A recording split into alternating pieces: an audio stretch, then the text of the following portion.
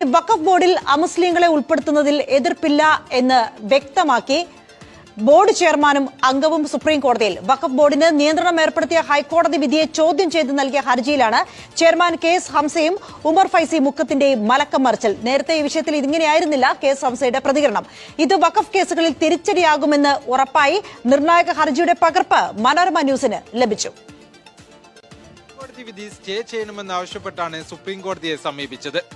ഈ ഹർജിയിലാണ് വിധി നിർണയത്തെ തന്നെ ബാധിക്കുന്ന പരാമർശങ്ങളുള്ളത്. ബോർഡിൽ അമുസ്ലിങ്ങളെ ഉൾപ്പെടുത്തണമെന്ന കേന്ദ്ര ഭേദഗതിയെ സമസ്തയുൾപ്പെടുന്ന മുസ്ലിം സംഘടനകളോ സർക്കാരോ അംഗീകരിക്കുന്നില്ല. LDF സർക്കാർ വഖഫ് ബോർഡ് പുനഃസംഘടിപ്പിച്ചെങ്കിലും അമുസ്ലിങ്ങളുടെ ഭാഗം ഒഴിച്ചിട്ടിരിക്കുകയാണ്. അങ്ങനെയിരിക്കെ ഹർജിയിലെ 23-ാം പേജിൽ പറയുന്നത് ഇങ്ങനെ: കേന്ദ്ര വഖഫ് നിയമ ഭേദഗതിക്ക് എതിരല്ല. ഭേദഗതി അനുസരിച്ച് ബോർഡിലേക്ക് അംഗങ്ങളെ നിയമിക്കേണ്ടത് കേരള സർക്കാരാണ്. അതിന് VD സതീശൻ സർക്കാർ തയ്യാറാവുന്നില്ലെന്നും പകരം നിലവിലുള്ള കമ്മിറ്റിയെ പൂർണ്ണമായും പിരിച്ചുവിടാനാണ് നോക്കുന്നതെന്നും ഹർജിയിൽ ആരോപിക്കുന്നു. ഹൈക്കോടതി പരാമർശം എന്താണ്? സുപ്രീം വഖഫ് ബോർഡിന്റെ പ്രവർത്തനത്തെ കൺട്രോൾ.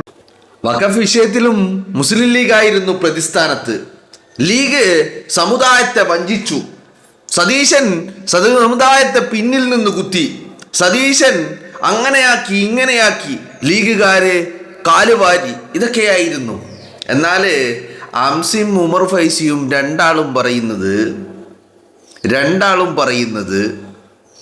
ഒരു കുഴപ്പമില്ല, നമുക്ക് നടപ്പിലാക്കാം.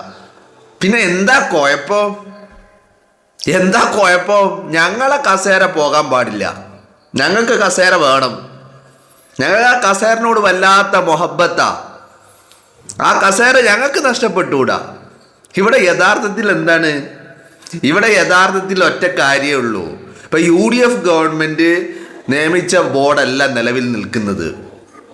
അപ്പോ ആ ബോർഡിൽ ആണ് കേന്ദ്ര നിയമപ്രകാരം വഖഫ് ബില്ല് പാസാക്കിയ നിയമപ്രകാരം ഉള്ള ആളുകളല്ല അതിലുള്ളത്.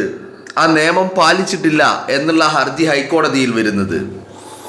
അപ്പോ ഗവൺമെന്റ് എന്ത് പറഞ്ഞു? ഗവൺമെന്റ് പറഞ്ഞു ഞങ്ങൾ പരിശോധിക്കാം. അപ്പോൾ ബോർഡിനെ തന്നെ സസ്പെൻഡ് ചെയ്തു. ആര്? ഹൈക്കോടതി സസ്പെൻഡ് ചെയ്തു. അപ്പോൾ ഈ ഹൈക്കോടതി സസ്പെൻഡ് ചെയ്തപ്പോൾ ഹംസക്കും ഉമർ ഫൈസിക്കും എന്താണ്? ഹംസക്കും ഉമർ ഫൈസിക്കോ കസേര, ഞങ്ങൾക്ക് ആ കസേര അവിടെ വേണം, ഞങ്ങൾക്ക് ആ കസേര പോകാൻ പാടില്ല. ഇനിയിപ്പോൾ ആരെ നിയമിക്കുന്നതിനൊന്നും ഞങ്ങളെതിരല്ല, ഇതാ പറയുന്നത്. അപ്പോൾ ഇവിടെ ഇത്രയും ദിവസം ഇങ്ങനെ ഉറഞ്ഞ് തുള്ളായിരുന്നു. ഇവരുടെ തുള്ളിച്ചൊക്കെ എവിടെ വരെ പോകുമെന്ന് ചോദിച്ചാൽ വളരെ കൃത്യമാണ്. ഈ തുള്ളലിൽ ഞാനൊരു കാര്യം ആദ്യമേ പറഞ്ഞതാ. ഇപ്പൊ പിണറായി വിജയൻ 2026 ഫെബ്രുവരിയിൽ രൂപീകരിച്ച വഖഫ് ബോർഡ്, ആ വഖഫ് ബോർഡാണല്ലോ ഇപ്പൊ സസ്പെൻഡ് ചെയ്യപ്പെട്ടത്. ആ വഖഫ് ബോർഡിൽ ആരൊക്കെ ഉണ്ട്? PTA റഹീമുണ്ട്, കുഞ്ഞമ്മദ് കുട്ടി മാസ്റ്റർ ഉണ്ട്. ഞാൻ പറയുന്നു, ഈ 2 പേർക്കും ഈ വഖഫ് ബോർഡിൽ നിൽക്കാമെങ്കിൽ, അവർക്കതിൽ മെമ്പർ ആകാമെങ്കിൽ, ഓഫ്കോഴ്സ് ആർക്ക് വേണമെങ്കിലും രാജ്യത്തെ പൗരന്മാരായിട്ടുള്ള ആളുകളായിട്ടുള്ള, എന്തിനിപ്പോൾ രാജ്യത്തെ പൗരന്മാരില്ലാത്ത വേറെ ഏതെങ്കിലും വിദേശി കയ്യിൽ അംഗമാകാൻ വല്ല പ്രൊവിഷനും ഉണ്ടെങ്കിൽ ആ പ്രൊവിഷനിലൂടെ എന്ന് പറഞ്ഞാൽ ഒരു മനുഷ്യനായിട്ടുള്ള ആർക്കും ആകാം. കാരണം എന്താ? റഹീമുണ്ട്, കുഞ്ഞമ്മദ് കുട്ടിയുണ്ട്. ഈ 2 ആൾക്കും വഖഫ് ബോർഡിൽ നിങ്ങൾ പേര് കണ്ടിട്ട് റഹീം എന്ന് കാണുമ്പോൾ, അല്ലെങ്കിൽ കുഞ്ഞമ്മദ് കുട്ടി, ഇവർ റഹീമും കുഞ്ഞമ്മദ് കുട്ടി ആരാ? മുസ്ലിമാണോ? നല്ല ഒന്നാം തരം നിരീശ്വരവാദികളാ. നിരീശ്വരവാദികൾക്ക് വഖഫ് ബോർഡിൽ എന്താണ് കാര്യം അല്ലേ? അപ്പോൾ അതുപോലെ നിരീശ്വരവാദികൾക്ക് വഖഫ് ബോർഡിൽ അംഗമാകാമെങ്കിൽ മറ്റു മതവിശ്വാസികളായിട്ടുള്ള ആളുകൾക്കും വഖഫ് ബോർഡിൽ അംഗമാകാം. എന്താ കുഴപ്പം? ഒരു കുഴപ്പമില്ല. അപ്പോൾ ഹംസനെ സംബന്ധിച്ചിടത്തോളം എന്താ പ്രശ്നം? ഹംസനെ സംബന്ധിച്ചിടത്തോളം UDF ഗവൺമെന്റ് അധികാരത്തിൽ വന്നതുകൊണ്ട് തന്നെ ഫെബ്രുവരി, അതായത് February, March, April, May, June, July ഏറി വന്നാൽ എന്ന് പറഞ്ഞാൽ 6 മാസത്തിനുള്ളിൽ ഹംസന്റെ കസേര ധും തരികിട ധും ആവും. മനസ്സിലായില്ലേ? ഹംസന്റെ കസേര പോയി. ഹംസന്റെ കസേര പോയി എന്ന് മാത്രമല്ല, ഹംസക്ക് അവിടെ ഇരിക്കാൻ പറ്റൂല. UDF അതിന് സമ്മതിക്കുകയില്ല. വളരെ കൃത്യമാണല്ലോ. പിന്നെ അംസനെ പോലെ മുസ്ലിം ലീഗ് എന്ന് പറയുന്ന പ്രസ്ഥാനത്തെ വെല്ലുവിളിച്ച ഒരുത്തനെ അവിടെ ഇരുത്താൻ സ്വാഭാവികമായിട്ടും ഒരു രീതിയിലും ഗവൺമെന്റ് സമ്മതിക്കൂല. അംസക്ക് അജണ്ടകളുള്ള പോലെ തന്നെ മുസ്ലിം ലീഗിനും അജണ്ടകളുണ്ട്. മുസ്ലിം ലീഗിന്റെ കൊടി പിടിക്കുന്നവനെ അവിടെ ഇരുത്തും. ആ അംസനെ തന്നെ അവിടെ ഇരുത്തിക്കൊള്ളണോ? ഇത് മറ്റേ പള്ളി കമ്മിറ്റി പ്രസിഡന്റ് കസേര ഒന്നല്ല, ഇത് ഗവൺമെന്റ് ബോർഡാണ്. അവിടെ അംസനെ ഇരുത്തിക്കോളം നിർബന്ധമില്ല. പിണറായി വിജയൻ നിയമിച്ചുകൊണ്ട് അത് വി ഡി സതീശൻ ഗവൺമെന്റ് ഏറ്റുപിടിച്ച് കൊണ്ടുപോകുന്നുണ്ടോ? ഇനി ഇവിടെ നിങ്ങളൊരു കാര്യം ആലോചിച്ച് നോക്ക്. ഇവിടെ ഹൈക്കോടതിയിൽ സംസ്ഥാന സർക്കാർ എന്തു പറഞ്ഞു? എന്താ പറഞ്ഞ സംസ്ഥാന സർക്കാർ? ഞങ്ങൾ പരിശോധിക്കാം എന്ന് മാത്രമേ പറഞ്ഞിട്ടുള്ളൂ, അല്ലേ?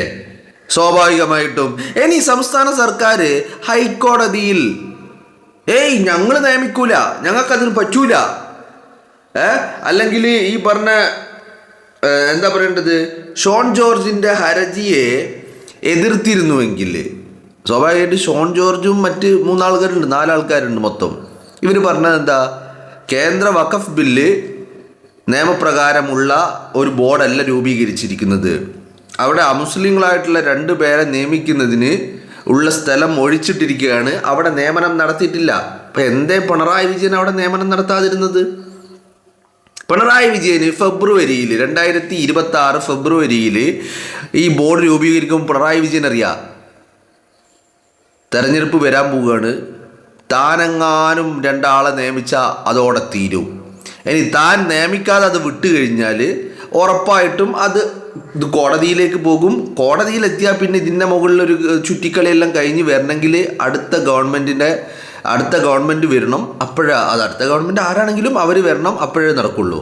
സ്വാഭാവികമായിട്ടും 10 കൊല്ലം ഇരുന്ന സ്ഥിതിക്ക് എൻ്റെ കസേര തെറിക്കാൻ പോവുകയാണ്. അടുത്തത് UDF ആണ് വരാൻ പോകുന്നത്. അപ്പോൾ അവരെ തലയിലിരിക്കട്ടെ എന്ന് കരുതി PM ശ്രീയും അതുപോലെ തന്നെ ചെയ്തു വെച്ചത്. അപ്പോൾ ഇവിടങ്ങളിലൊക്കെ ഇത്തരം ഊരാക്കുടുക്കൾ ഉണ്ടാക്കിയെന്ന് മാത്രമല്ല, ഞാൻ ഈ വിഷയത്തിൽ PM ശ്രീ പോലല്ല കേട്ടോ, വഖഫ് ബോർഡിൻ്റെ വിഷയത്തിൽ അങ്ങനെ ഊരാക്കുടുക്ക് പിണറായി വിജയൻ ഉണ്ടാക്കിയെന്നൊന്നും പറയുന്നില്ല. പക്ഷേ പിണറായി വിജയൻ അതിസമർത്ഥമായി കളിച്ചു. പക്ഷേ കസേര കിട്ടിയ ആളുകൾക്ക് എന്താണ്? മുസ്ലിം ലീഗ് വഞ്ചിച്ചു എന്നായിരുന്നു. ഇപ്പം എന്തായി? ഇപ്പോൾ ഞങ്ങൾക്ക് റെഡിയാണ്, ഞങ്ങൾക്ക് അങ്ങനത്തെ കുഴപ്പമൊന്നുമില്ല, ഞങ്ങളെ കസേര ഉണ്ടായാൽ മതി. ഇപ്പോൾ ഗവൺമെൻറ് ഇപ്പോൾ പറയുന്നത് എന്താ? UDF ഗവൺമെൻറ് ബോർഡിനെ മൊത്തം ഒഴിവാക്കാനാണ് നോക്കുന്നത് എന്നാണ് പറയുന്നത്. അപ്പം ഞങ്ങളെ കസേര ഉണ്ടായാൽ മതി എന്നുമുള്ള കേസ് മാത്രമാണ്. വേറെന്തും ഞങ്ങൾ റെഡിയാണ്. അപ്പം അത് ഉമർ ഫൈസി കഴിഞ്ഞ ദിവസം തന്നെ പറയുകയും ചെയ്ത്, നിയമമായ ഒരു കാര്യത്തെക്കുറിച്ച് ചർച്ച ചെയ്തിട്ട് കാര്യമില്ല, ആ നിയമം നടപ്പിലാക്കുകയല്ലാതെ വേറെ വഴിയില്ല എന്ന് ഉമർ ഫൈസി മുക്കം പറയുകയും ചെയ്ത്. അപ്പോൾ അംസക്കും ഉമർ ഫൈസിക്കും കസേര ഉറപ്പിക്കാൻ നിയമം നടപ്പിലാക്കാം. അത് നടപ്പിലാക്കേണ്ടത് ആരാ? അത് വി ഡി സതീശൻ ഗവൺമെൻറ്റാ. പക്ഷെ ഞങ്ങളെ കസേര പോകാൻ പാടില്ല. അച്ചട. എന്നാൽ ഈ കാര്യത്തിൽ UDF ഗവൺമെൻറ് വളരെ കൃത്യമായ നിലപാടുകളിലാണ് ഉള്ളത്. ഈ കാര്യത്തിൽ UDF ഗവൺമെൻറ്റിന് ഈ പറയുന്ന എന്താ പറയേണ്ടത്, ഈ പറയുന്ന നിയമം, ഈ ഭേദഗതി അംഗീകരിക്കാൻ തയ്യാറല്ല. ഇപ്പോൾ ഇന്നലൊക്കെ ചില ആളുകൾ പറയുന്നിട്ട് സുപ്രീം കോടതിയിൽ UDF സർക്കാർ ഇതിനെ എതിർക്കുന്നു, അതുപോലെ ഹൈക്കോടതിയിൽ ഇതിനെ അനുകൂലിക്കുന്നു. ഹൈക്കോടതിയിൽ ഇതിനെ അനുകൂലിച്ചിട്ടൊന്നുമില്ല. ഇങ്ങനെ ഇത് നടപ്പിലാക്കുമെന്നുള്ളൊരു വാദമൊന്നും ഒരു ഗവൺമെൻറ്റും ഹൈക്കോടതിയിൽ വെച്ചിട്ടില്ല. എന്തേ ചെയ്യാത്തത് എന്ന് ചോദിച്ചു, പരിശോധിക്കാമെന്ന് പറഞ്ഞു. That's all.